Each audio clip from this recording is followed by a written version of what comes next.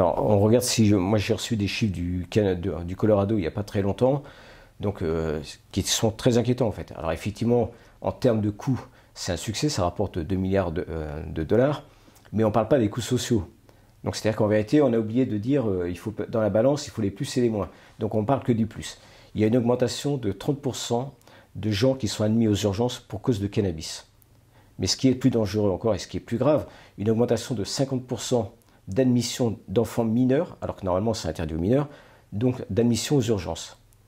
On regarde le problème par rapport aux gangs. Non seulement les gangs n'ont pratiquement rien perdu, puisque c'est à peine 30% de pertes, mais eux ont compris qu'en vérité, on peut se servir du Colorado, puisque c'est ce qu'ils font dans certains États du Colorado, enfin dans certaines régions du Colorado, où on cultive du cannabis, et eux se servent de la culture pour aller en exporter ailleurs. Donc en vérité, ils n'ont absolument pas perdu.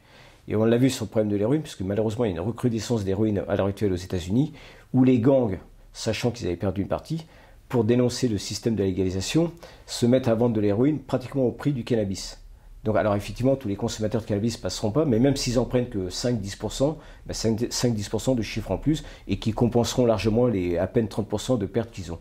Donc on voit bien que c'est un échec total.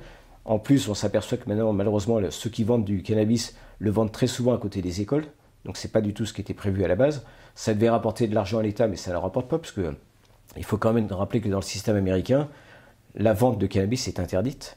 Et donc au niveau fédéral, ceux qui vendent du cannabis ne peuvent pas placer leur argent sur des comptes normaux. Donc tout ça est mis dans des coffres. Donc on voit bien que les mafias continuent à prospérer.